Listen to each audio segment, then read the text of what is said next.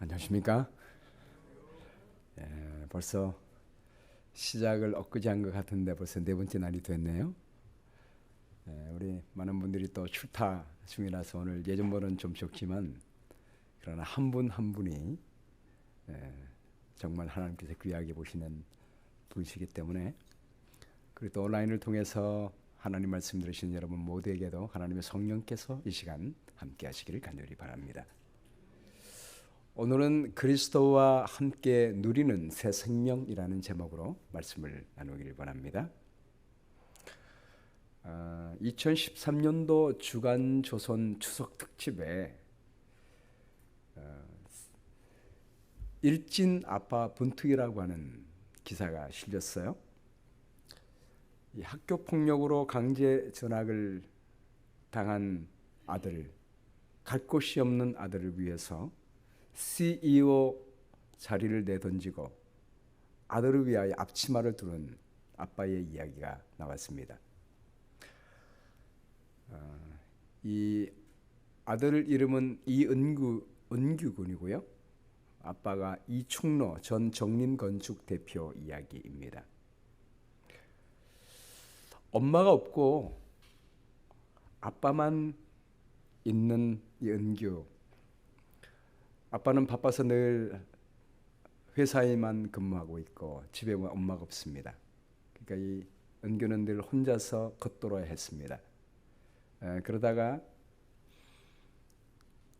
아빠의 사랑을 잘 받지 못한 이 은규는 공부와 담을 쌓게 됐고 학교에서 폭력 조직 친구들과 놀기 시작했습니다.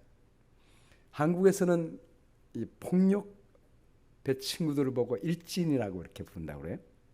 그래서 일진에 빠지게 됐습니다.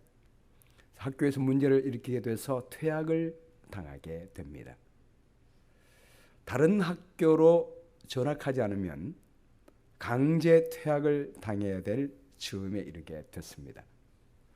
그래서 양평에 있는 한 중학교로 옮기게 됩니다.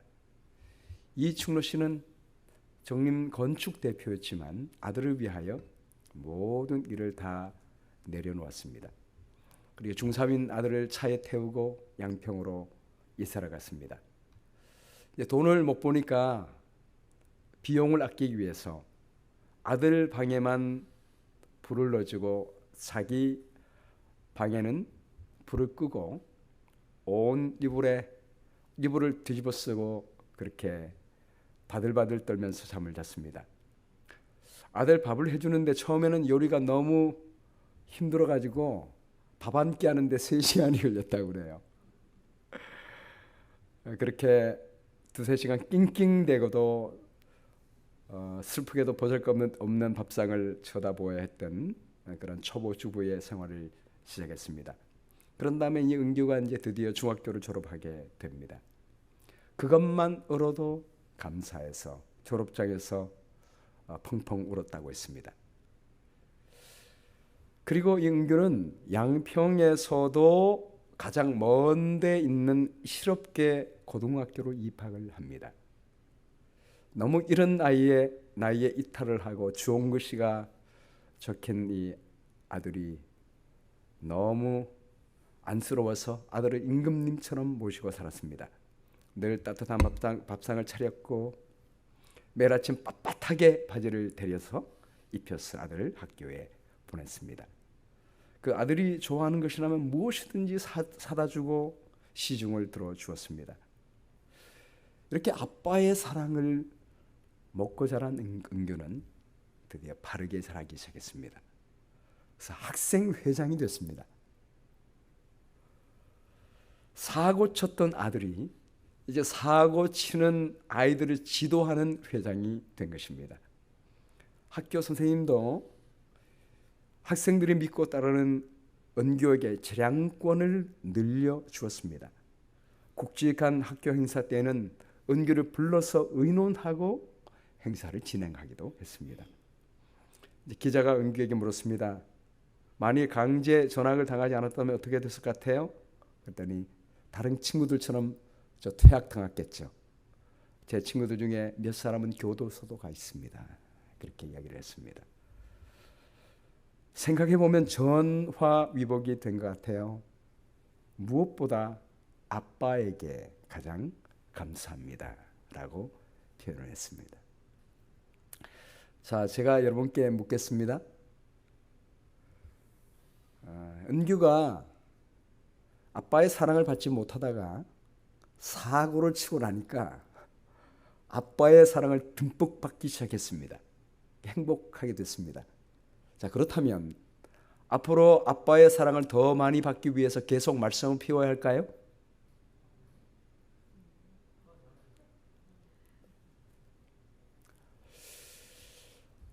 지난 시간에 우리는 로마서 5장을 통해서 은혜로 구원받는 결과에 대해서 우리는 배웠습니다. 오늘 로마서 6장은 은혜와 죄의 관계에 대해서 말을 하고 있습니다. 6장 1절을 보면 그런즉 우리가 무슨 말을 하리요 은혜를 더하게 하려고 죄에 그하겠느냐. 오래 이제까지 로마서 1장부터 6장 5장까지 하나님의 은혜로 구원 받았다고 배웠습니다. 하나님의 은혜로 하나님의 의가 우리에게 나타났습니다. 누구든지 그러므로 믿으면 구원을 받도록 해주셨습니다. 죄가 많은 곳에 하나님의 은혜가 더 넘치게 됐습니다.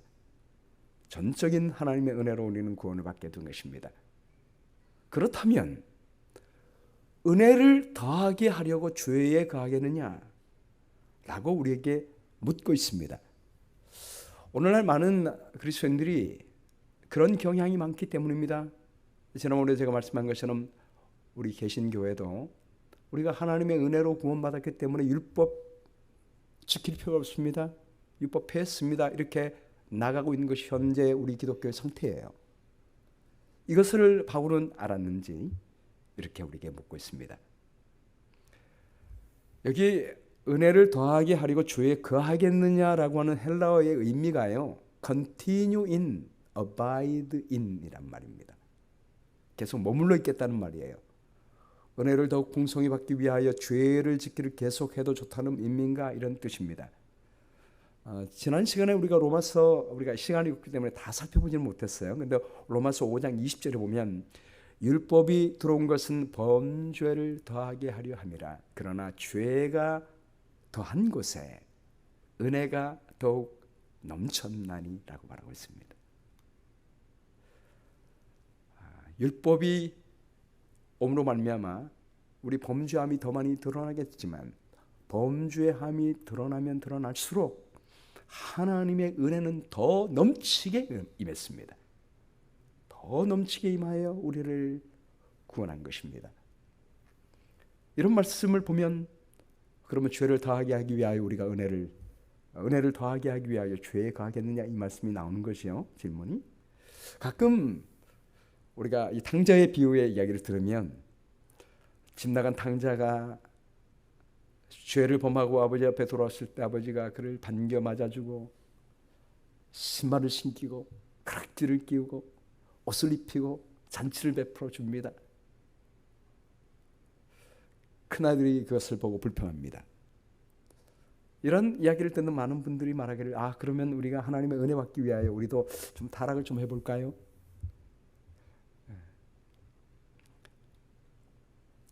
그래서 오늘 이 로마서 6장은 은혜와 죄의 관계를 우리에게 분명히 하고 있습니다. 그러면서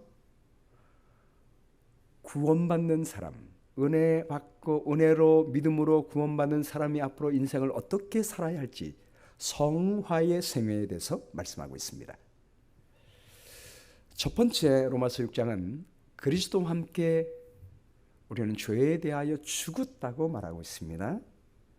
6장 2절 말씀에 그럴 수 없느니라.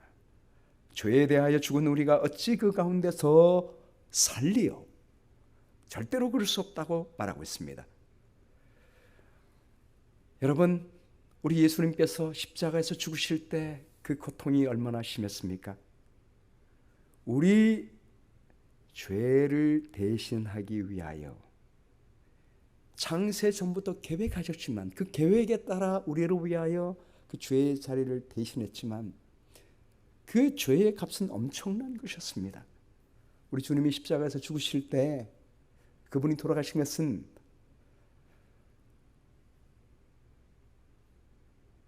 고난당하시고 채찍에 맞으시고 십자가의 그 고통 때문에만 돌아가신 게 아니잖아요. 그 고통보다 더 큰 고통이 있었어요. 엘리 엘리 라마 사박다니, 하나님 하나님 어찌하여 나를 버리셨나이까. 우리 모든 인류의 죄가 그분께 쓰여지게 될 때 그 죄가 하나님의 얼굴을 가리웠다고 했습니다. 하나님과 멀어진 느낌, 하나님이 죄에 대하여 그분의 얼굴을 가리울 때에 하나님과 분리되는 그 고통이 아들로 하여금 가장 큰 심한 영적 고통이었다고 했습니다. 그래서 엘리 엘리 라마 사박다니라고 하는 부르짖음을 부르셨습니다. 우리 예수님이 돌아가실 때 로마 군병이 이 심장에 창을 찌르니까 거기서 피와 물이 나왔다고 그러지 않습니까? 많은 의사분들이 피와 물이 나올 때 심장 파열로 돌아가신다고 그러잖아요. 정신적 고통과 스트레스가 엄청 심할 때 그런 현상이 나타난다고 하지 않습니까? 우리가 이것을 생각하면 어찌 죄 가운데 거하겠습니까? 여기 어찌 우리가 그 가운데 살리요, 그 가운데란 말이 N이에요. 죄 안에 살기요라고 하는 말입니다. 근데 어저께 우리가 살펴본 것처럼 로마서 5장 9절 말씀에 그러면 이제 우리가 그의 피로 말미암아, 이 말이 N이라고 했잖아요. 그의 피 안에서 이런 말입니다. 우리가 이런 예수님 피 안에 사는데 어떻게 동시에 죄 안에 가겠습니까? 결코 그럴 수 없는 거죠. 그래서 우리 예수님도 가늠하다 현장에 잡힌 여인에게 나도 너를 정죄하지 아니하노니 라고 말씀했습니다. 정말 은혜로 구원해 준 것입니다. 그러나 내가 너를 은혜로 구원했기 때문에 마음 놓고 죄를 지어다 그렇게 말하지 않고 다시는 죄를 범하지 말라라고 말씀했습니다.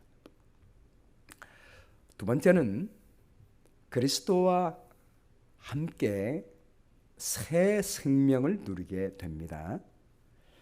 6장 3절 말씀에 무릇 그리스도 예수와 합하여 침례를 받은 우리는 그의 죽으심과 합하여 침례를 받은 줄을 알지 못하느냐. 우리가 예수님과 침례를 받는다는 의미는 주님의 십자가에 죽으신 것과 합하는 거예요. 근데 이 합한다는 말을 헬라어에 보면요, 그냥 에이스라고 돼 있어요. 합한다 이런 말이 없습니다. 에이스는 영어로 표현하면 into입니다. into의 의미가 뭡니까? 속으로 들어가는 거잖아요. 속으로 이렇게 들어가는 거예요. 그러니까 우리가 예수님과 우리 침례 받을 때 예수님과 합한다는 의미가요, 속으로 들어가는 의미예요. 부부가 하나가 되어 합하지 않습니까? 같이 함께 살잖아요. 근데 사실 우리 예수님과 우리가 침례 받음으로 하나가 되는 의미는요, 하나가 되는 거예요. 한 몸이 진짜로. 두 몸이 아니라 한 몸이 되는 겁니다. 내가 너 안에, 너희는 내 안에. 완전히 합해지는 상황을 말하고 있습니다. 마치 우리가 밥을 먹으면 밥이 우리 몸속에 들어가서 피가 되고 살이 되고 우리의 일부가 되잖아요. 그런 것처럼 정말 하나가 되는 것입니다. 옛날에 드라마에 파리의 연인이라고 하는 드라마가 있었는데요. 이때 주인공 이동건, 윤수혁이 자신의 마음을 몰라주는 김정은, 우리 드라마 속의 강태용에게 고백을 하는데 어떻게 고백하냐면 그 정원의 손을 자기 가슴에 올려놓은 다음에 말하기를 이 안에 너 있다 이렇게 고백을 합니다. 이 안에 너 있다. 상대방의 사랑이 내 마음속에 갈 때 내 안에 너 있다 이렇게 고백해요. 사람들도 그렇죠? 근데 우리가 예수님과 합해지게 때 침례 받음으로 그분과 합해지게 할 때 우리 예수님이 우리 안에 있는 것입니다. 우리가 그분 안에 있는 거예요. 완전히 하나가 되는 것입니다. 그러므로 우리는 그의 죽으심과 합합니다. 우리가 침례 받을 때 우리는 예수님이 죽으신 죽음 안으로 들어가는 것입니다. 그러므로 그분이 죽으실 때 우리도 완전히 죽은 거예요. 그분의 죽으심이 나의 죽음이 되는 것입니다. 그러므로 우리가 그의 죽으심과 합하여 침례를 받음으로 그와 함께 장사됐습니다. 장사됐다는 의미는 완전히 죽었다는 의미예요. 생매장 공포증이란 공포증이 있다고 그래요. 타포포비아란 공포증이 있는데 누가 죽었잖아요. 근데 묻는데 정말 이 사람이 죽었을까? 혹시 살아나면 어떡하지? 죽은 사람은 모르는데 살아있는 가족이 이런 공포증이 있는 거예요. 그래서 혹시 이 가족이 살까 봐 1984년도에 개발된 관입니다. 관을 묶고 나서요. 거기다가 호수를 이렇게 넣습니다. 호수를 넣어가지고 밖에 있는 공기가 들어가서 숨을 쉴 수 있도록 해놨습니다. 그리고 혹시 사람이 살아가지고 조금이라도 움직이면 그 위에 뭐가 보이죠? 거기서 깃발이 탁 펴질 수 있도록 빨간 깃발이 펴질 수 있도록 해놨어요. 그래서 가족들이 한동안 늘 가봅니다. 혹시 빨간 깃발이 딱 켜졌으면 파는 것입니다. 왜냐하면 그래도 공기가 들어가니까 살 수는 있잖아요. 빨리 파서 하려고 그런 관이 있다고 그래요. 근데 여러분, 우리 예수님은 돌아가실 때 그의 죽으심을 확인하기 위하여 로마 군병이 그의 옆구리를 찔렀습니다. 창으로 깊숙이 찔려서 그 심장으로부터 피가 물이 나왔습니다. 그리고 완전히 장사되었습니다. 우리 주님은 확실하게 돌아가셨습니다. 그러므로 우리도 그와 함께 확실히 죽었습니다. 그냥 죽었다가 살아나는 상태가 아니에요. 완전히 죽으신 줄 여러분 여기시게 되기를 바랍니다. 여기 표현에도 그와 함께 장사되었나니 이 수동태로 됐는데 우리는 죽임을 당했습니다. 그러므로 우리 스스로 살아날 수 없어요.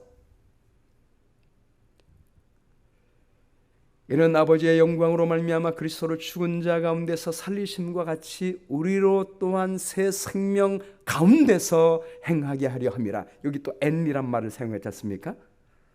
우리가 예수님 피 안에 있는 사람은 죄 안에 있을 수 없습니다. 우리는 새 생명 안에 사는 거예요. 요한복음 5장 24절 말씀에 제가 어저께 말씀드릴 때 성경절을 잘못 말씀드렸어요. 제 아내가 얘기해 주더라고요. 여보, 요한복음 5장 24절인데 당신이 로마서 5장 24절이라고 얘기했어라고 저희 얘기해 줬습니다. 언제나 교정해 주는 제 아내가 옆에 있어서 아주 든든합니다. 여러분께 교정해 드립니다. 요한복음 5장 24절입니다. 예수님께서 말씀하시기를 내가 진실로 진실로 너에게 이르노니 내 말을 듣고 또 나 보내신 이를 믿는 자는 영생을 얻었고 심판에 이르지 아니하나니 사망에서 생명으로 옮겼습니다. 우리는 사망에서 생명으로 완전히 옮겨진 사람이심을 여러분 믿게 되기를 간절히 바랍니다.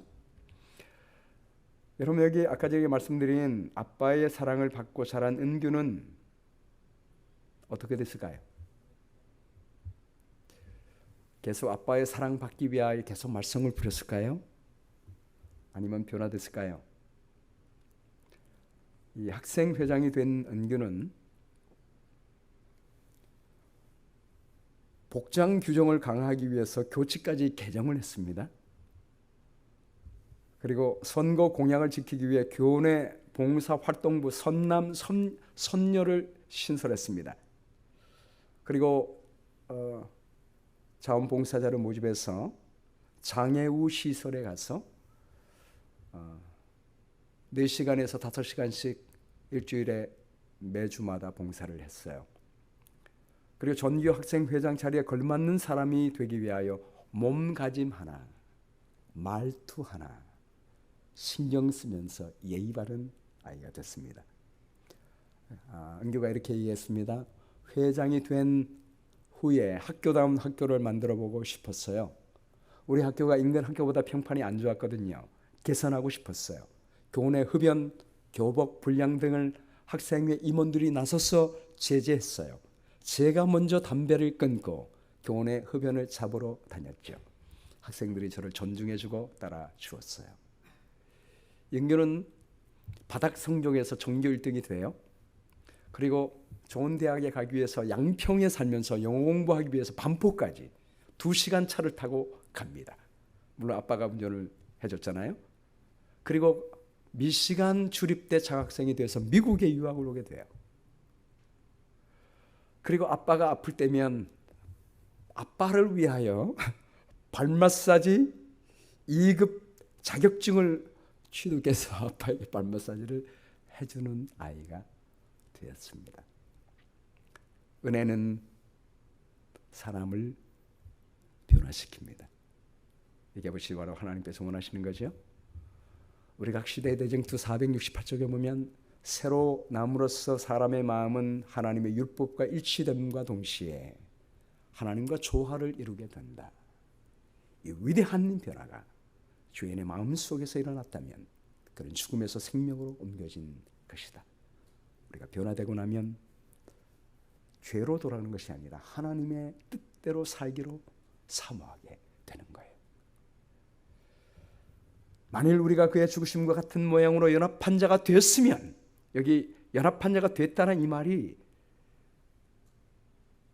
planted together, 같이 죽었으면 또한 그의 부활과 같은 모양으로 연합한 자도 되리라. 이 말은 shall certainly be, 확실하게 그렇게 된다는 말이에요. 죽었으면 확실히 새 사람이 되게 해주시겠다고 약속하고 있습니다. 그래서 세 번째는 그리스도와 함께 은혜 안에 살 때 죄는 힘을 잃어버리고 의롭게 살 힘을 얻게 됩니다. 6절 말씀해요. 우리가 알거니와 우리의 옛사람이 예수와 함께 십자가에 못 박힌 것은 죄의 몸이 죽어 다시는 우리가 죄에게 종노릇하지 아니하려 하매니 이는 죽은 자가 죄에서 벗어나 의롭다 하심을 얻었습니다. 우리가 예수님과 함께 못 박혔으면 죄의 몸이 죽었습니다. 이 죽었다는 말이에요. 헬라의 의미가 inactivate. 여러분 셀폰 사시면 뭐 하셔야 돼요? 액티베이트 해야 되죠. 액티베이트 합니다. 그럼 새로운 셀폰 사시면 inactivate 하고 나면 옛날에 쓰던 폰은 어떻게 하죠? 끊어버려요. inactivate가 되는 거예요. 그 다음부터 전화 쓰려고 하면 돼야 안 돼요? 안 돼요. 무기력해지는 거예요. 이와 똑같습니다. 우리가 침례 받았으면, 주님과 함께 죽었으면 옛사람은 무기력합니다. 우리 안에 죄의 본성이 있어요, 없어요? 여전히 있습니다. 여전히 있습니다. 제가 원래는 이제 로마서 7장 다룰 때 다음 시간에 다룰 텐데 시간이 없기 때문에 로마서 7장은 다루지 못해요. 다루지 못하고 저희가 로마서 8장으로 바로 내일 넘어가게 되는데, 죄의 본성이 우리 안에 여전히 있어요. 그래서 우리는 절망합니다. 하나님의 뜻대로 살려고 할수록 오라 나는 곤고한 사람이로다. 누가 이 사망의 몸에서 나를 건져내랴. 이 죄가 자꾸만 우리를 끌어당기고 있습니다. 굉장히 강력한 것 같아요. 그래서 그때마다 우리는 절망합니다. 나는 안 되는가? 죄가 이렇게 센가? 그렇지 않습니다, 여러분. 오늘 분명히 말씀하기를 죄에 대하여 죽었을 때 죄는 우리 몸에서 뭐예요? inactivate, 무기력합니다. 힘없어요. 힘없습니다. 다시는 우리가 죄에게 종노릇하지 아니하려 하매니, 종노릇할 필요 없습니다. 힘없어요. 두려워하지 마십시오. 힘없습니다. 이런 죽은 자가 죄에서 벗어나 의롭다 하심을 얻었습니다. 우리는 벗어났습니다. 의롭다 하심을 얻게 됐습니다.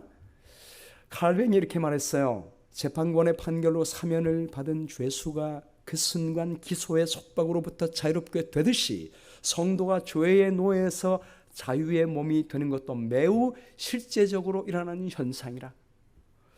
오늘 6일박 장로님과 함께 오늘 샌프란시스코 여행을 했어요. 늘 비행기 타고 지나갈 때 공항만 밟았는데 처음으로 발로 밟고 갔습니다. 오늘 참 귀한 곳에 갔는데 거기 그 샌프란시스코 그 문과 앞에 섬이 하나 있잖아요. 옛날에 주예수들이 살았던 섬. 거기를 방문했는데 참 느끼는 게 굉장히 많았습니다. 한 가지 제가 오늘 느낀 거는 뭐냐면 그 1963년도에 마지막 주예수들이 나올 때 그 마지막 주예수들의 그 사진들이 이렇게 쭉 있더라고요. 근데 거기 제가 이렇게 듣는 것 중에 하나가 그 마지막 주예수가 이제 나와서 10년 만에 이제 풀려가지고 왔는데 세상이 너무나 빠르게 돌아가더라는 거예요. 그 흉악범들인데 그 흉악범들이 10년 그 안에 갇혀 있다가 나오니까 너무 빠르게 돌아가는 이 세상을 볼 때 두려움이 있었다. 그래요. 무서웠다. 어떻게 적응하지? 두려웠다고 그래요. 그러나 석방입니다. 석방이에요. 잠깐은 두려울지 모르겠지만 힘들지 모르겠지만 석방입니다. 재판관의 판결로 사면된 죄수가 순간 기소의 속박으로부터 자유롭게 되듯이 성도가 죄의 몸에서 자유함을 얻으면 하나님께서 우리에게 새로운 능력을 주시게 되는 것입니다. 제가 여기 왜 담배 그림을 올려놨냐면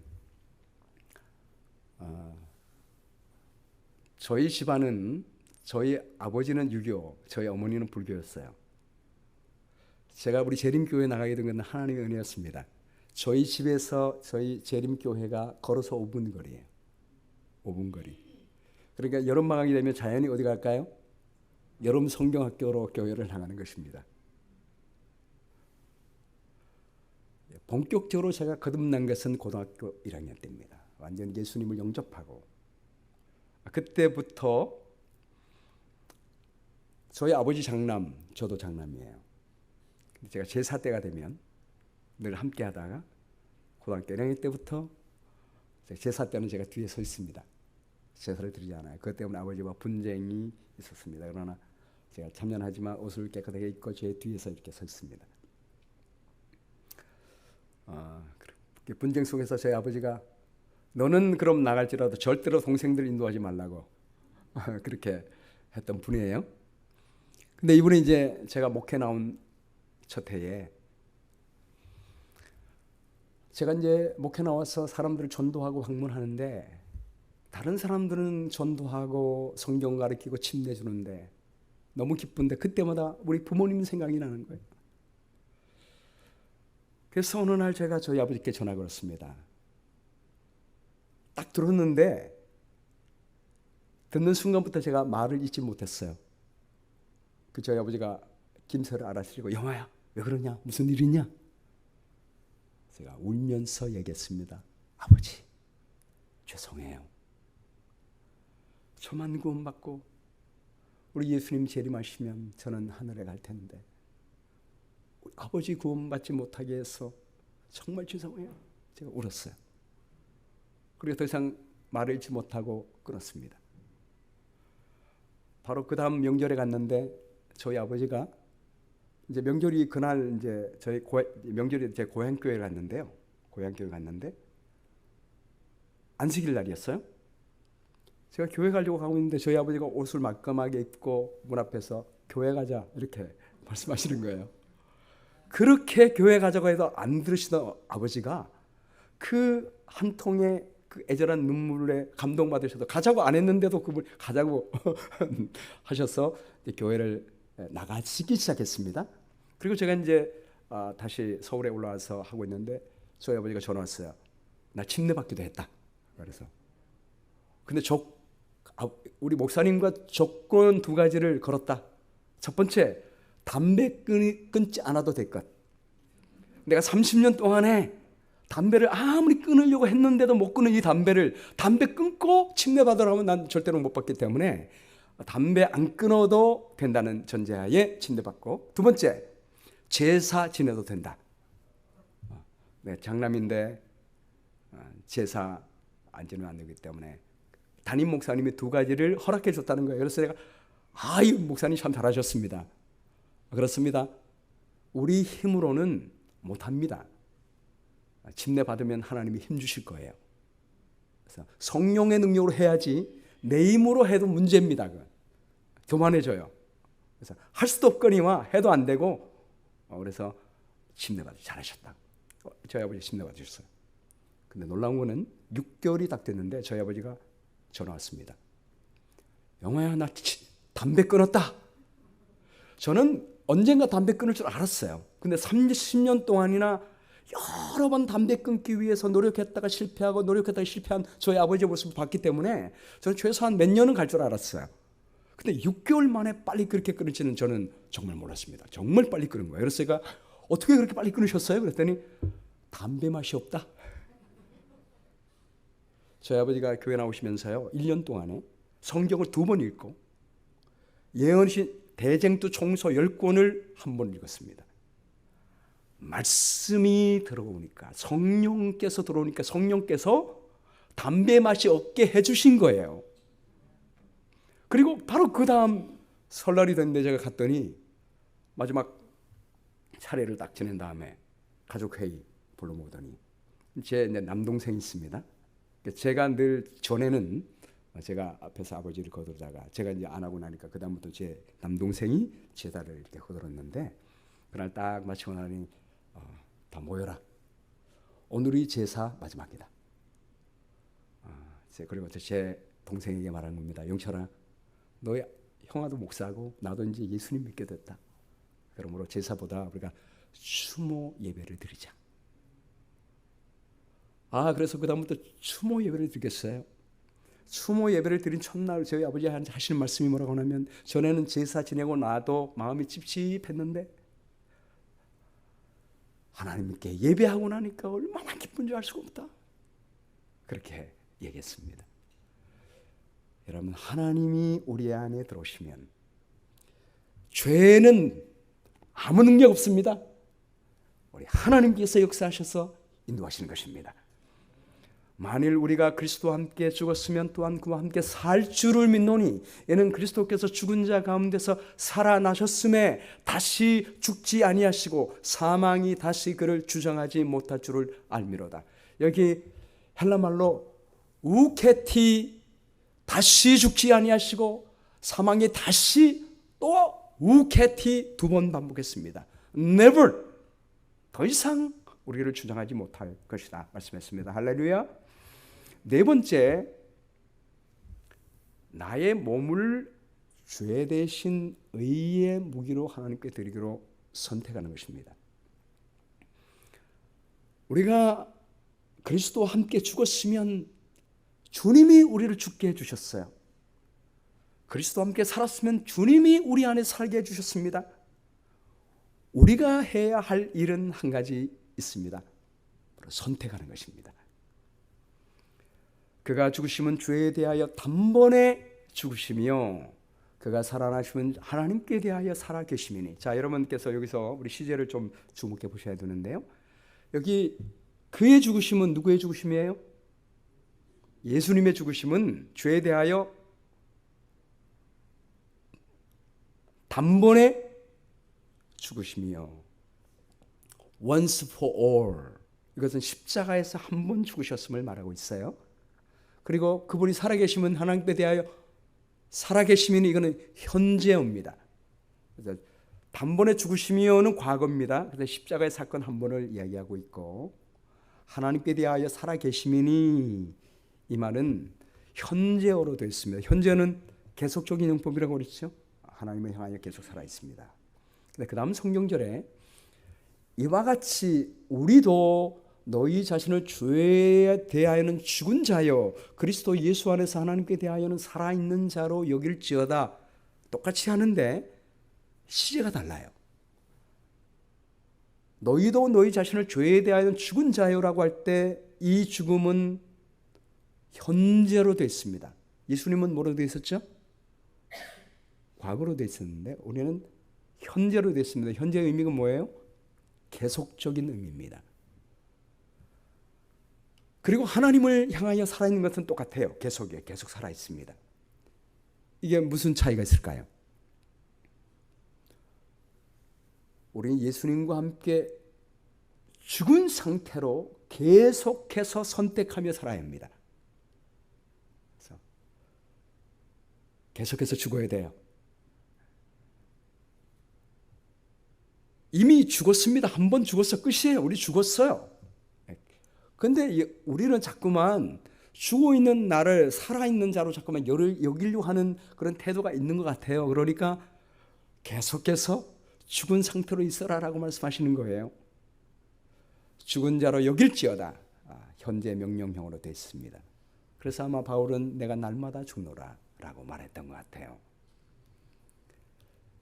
그래서 우리는 계속해서 선택이 필요합니다.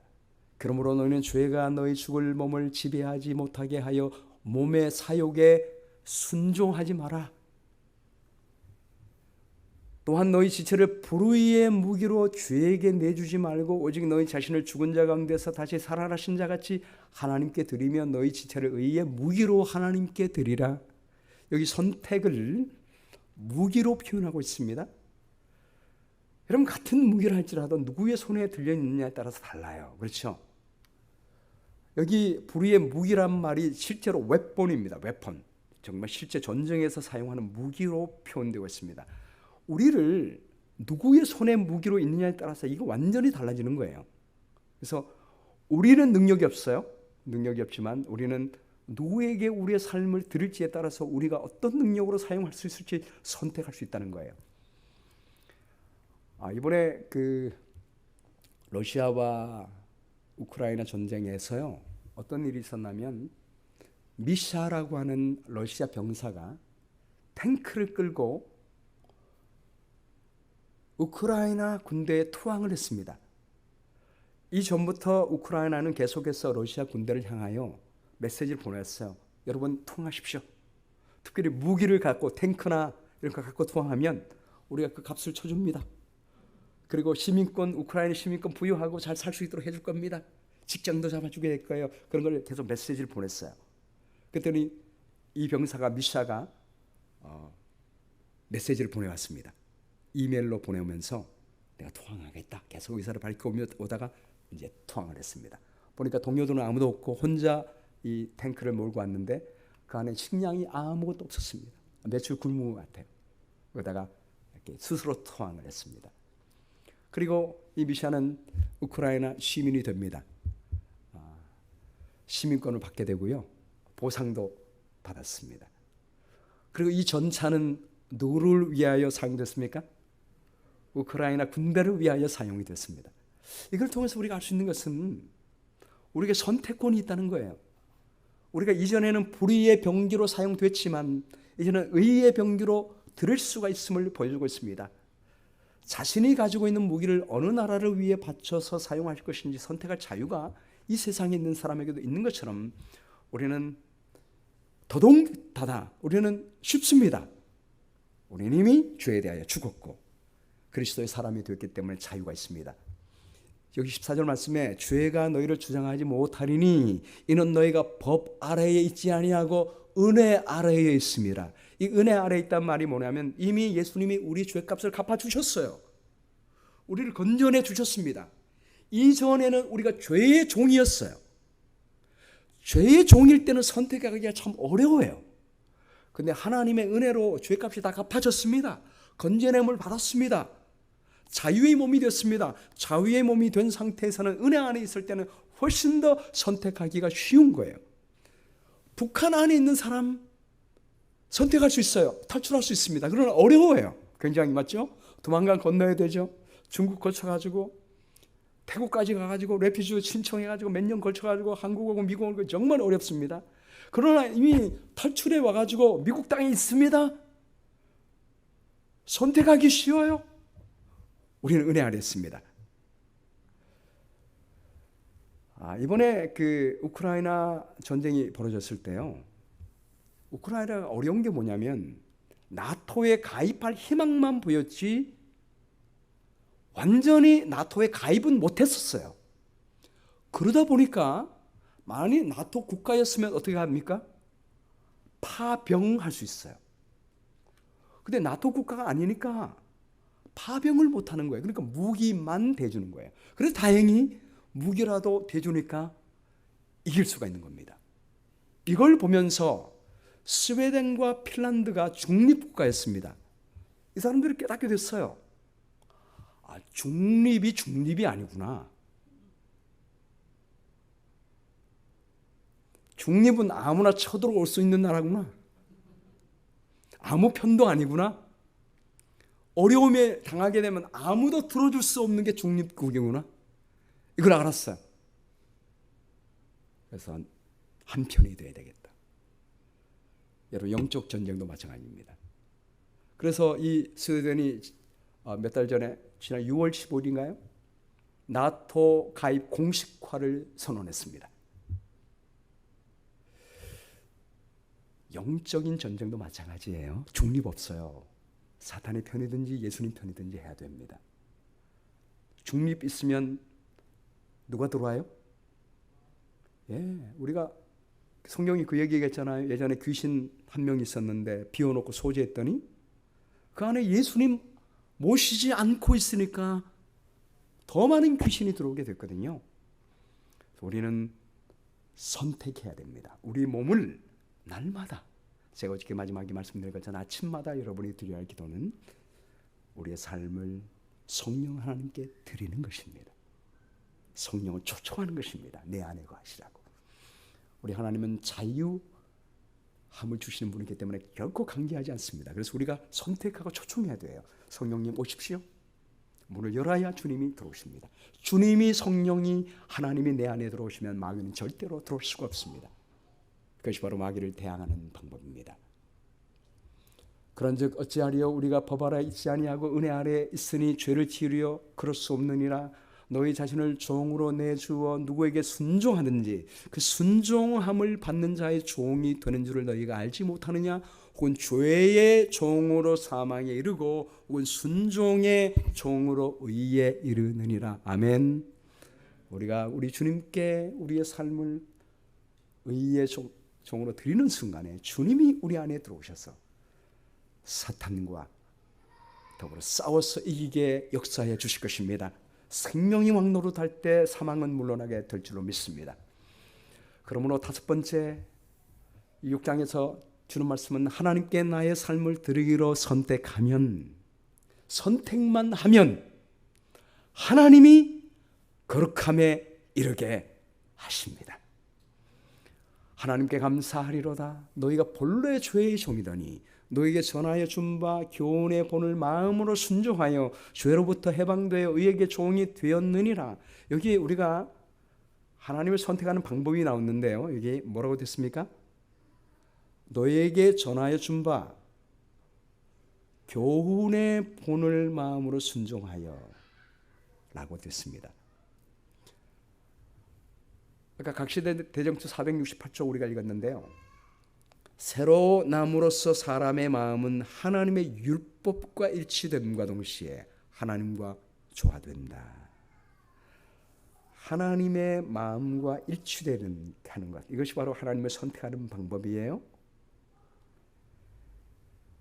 너희 육신이 연약함으로 내가 사람의 예대로 말하노니 전에 너희가 너희 지체를 부정과 불법에 내주어 불법에 이른 것 같이라고 했습니다. 그러니까 사탄에게 드린다는 의미는 불법에 내준다는 의미예요.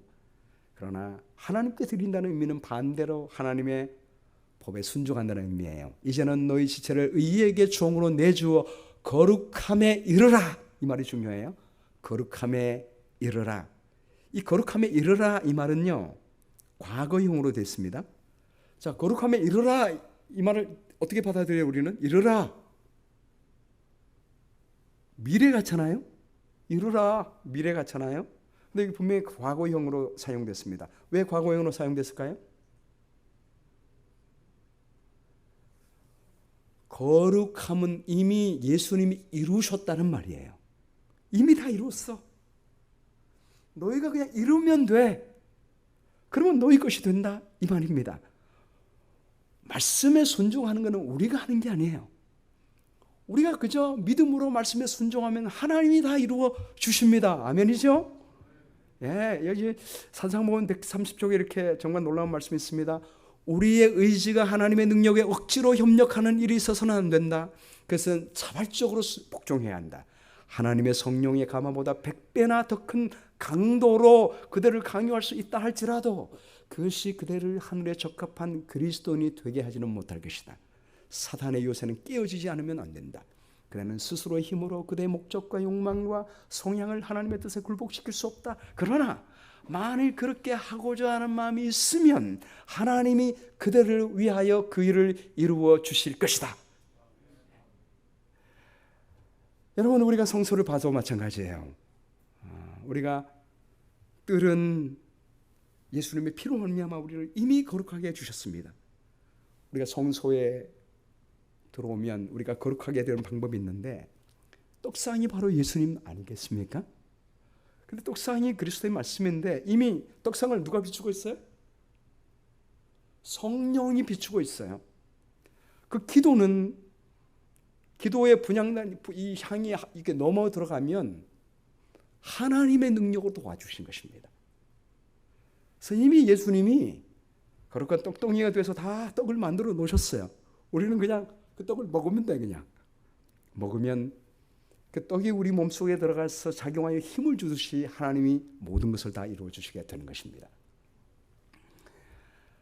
여기 나는 같이 살기로 했다라고 하는 책을 쓴 한근영 사모님이 있는데요. 이 사모님의 남편은 목회를 한 목사예요. 근데 남편이 희귀 난치병에 걸렸습니다. 거기다 섬유 근육통 증후군에 걸렸습니다. 목회를 못하게 됐어요. 사모님이 간병을 하면서 살림도 도맡아했습니다. 그리고 불안과 강박 증세로 집 밖에 나가지 못하는 큰아들을 돌봐야 됐고 발달 장애가 있는 조카를 특수학교에 보내야 했습니다. 그러니까 그 삶이 얼마나 힘이 들겠습니까? 그래서 하나님께 이렇게 따졌어요. 하나님은 왜 나를 버려두시나요? 따졌습니다.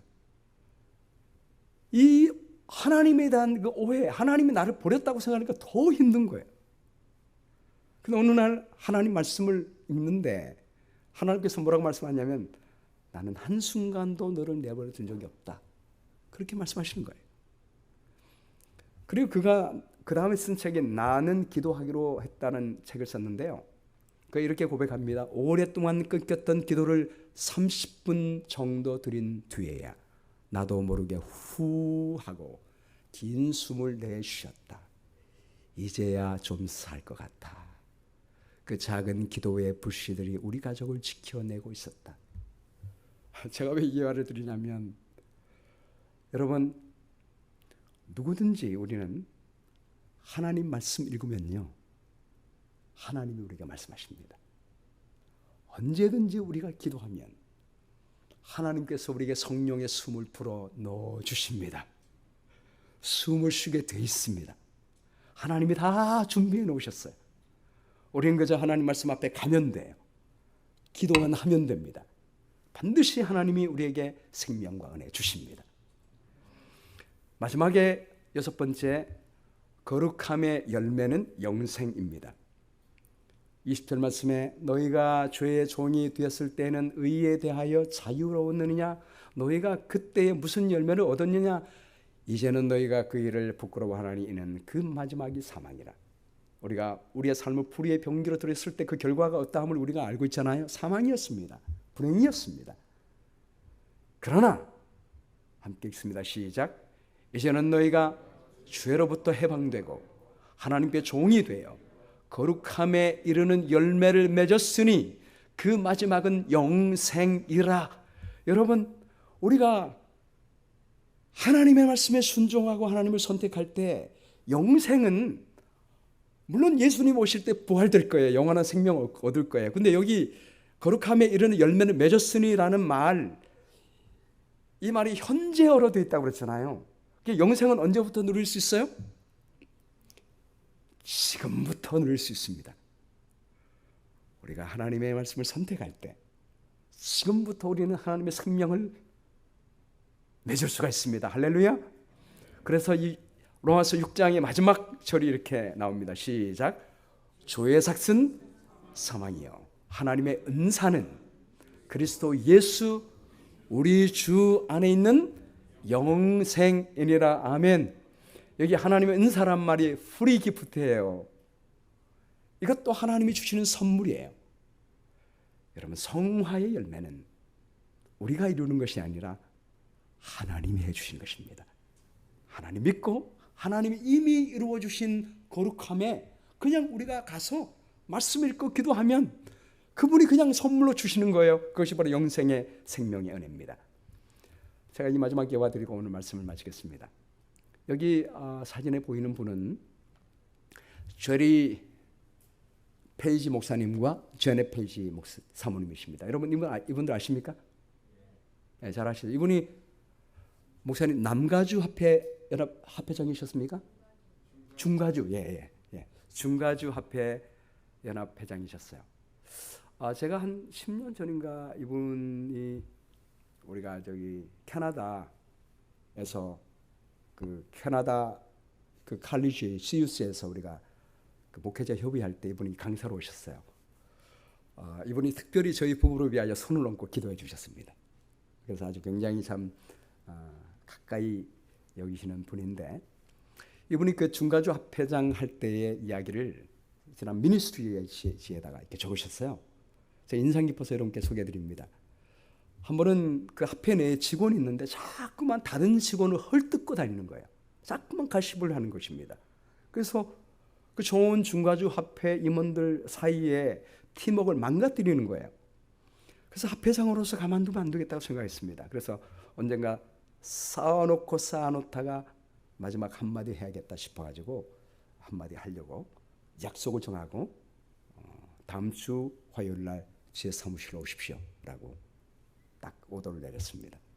그리고 그 이야기를 자기 아내인 자네 페이지 여사에게 말했습니다.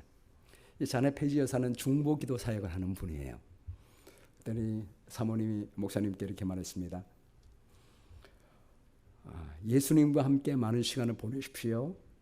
딱 한마디를 했습니다. 목사님이 무슨 말인지 알아들었고, 늘 우리 목사님은 아침에 그 삶을 하나님께 드렸습니다. 성령 하나님께 드리고 말씀을 읽었고 하나님이 여기 말씀해 주십시오. 자기 삶을 하나님께 드렸습니다. 근데 그때 하나님께서 주시는 말씀이 잠언 12장 23절이었습니다. 슬기로운 자는 지식을 숨기고 미련한 자의 마음은 미련한 것을 전파하느니라. 이 말씀을 주셨습니다. 마음에 찔림이 있었습니다. 그래서 하나님께 물었습니다. 하나님, 그럼 제가 어떻게 하면 좋겠습니까? 그래 물었어요. 그때 하나님이 주신 말씀이 갈라디아 6장 1절 말씀이었어요. 형제들아, 만일 사람이 무슨 죄에 빠졌으면 신령한 자들아, 너희는 온유한 심령으로 그런 자를 바로잡고 너희도 시험을 받을까 네 자신을 생각하라 라는 말씀을 주셨습니다. 그 순간에 나도 넘어질 수밖에 없는 죄인임을 깨닫게 됐습니다. 그래서 화요일 날 그 직원을 만나는데 이제는 합회장으로서 야단치는 입장이 아니라 똑같은 넘어질 수밖에 없는 연약한 죄인으로서 함께 기도하고 함께 협력하자는 면에 있어서 권면을 했어요. 그래 함께 기도하자고 했습니다. 함께 기도했습니다. 일어났더니 직원이 눈물을 펑 흘리면서 합회장님께 합회장님 제가 잘못했습니다. 회개의 기도를 서로 함께 드렸습니다. 다시는 그런 일이 없었고 둘과의 관계는 더 화목된 관계가 되었습니다. 여러분, 이것이 바로 우리가 예수님 안에서 살 수 있는 은혜입니다. 주님은 우리를 죄에서 건져내 주셨을 뿐만 아니라 하나님 은혜 안에서 생명을 누리며 살게끔 인도하십니다. 우리 힘으로 할 수 있는 거 아닙니다. 하나님께서 다 해주셨고 거룩함을 준비하고 계십니다. 우리는 주님께 나가서 그분께 우리의 삶을 드리면, 성령 안에서 말씀 가운데 살면, 기도하면 우리 하나님이 모든 것을 이루어주게 될 것입니다. 하나님이 역사하시는 사랑을 우리는 경험하게 될 것입니다. 우리 기도하고 마치겠습니다. 사랑의 아버지 하나님, 우리를 죄에서 구원해 주실 뿐만이 아니라 성령 안에서, 말씀 안에서, 기도 안에서 이미 거룩함에 이를 수 있도록 도와주셔서 감사합니다. 늘 우리의 삶을 불의의 병기로 이제 드리지 말고 하나님께 날마다 우리의 삶을 드리고 주의 음성을 듣고 말씀 가운데 삶으로 말미암아 하나님의 사랑과 영생을 경험하는 삶이 될 수 있도록 인도해 주시기를 간절히 바라오며 예수님의 귀하신 이름으로 기도합니다. 아멘.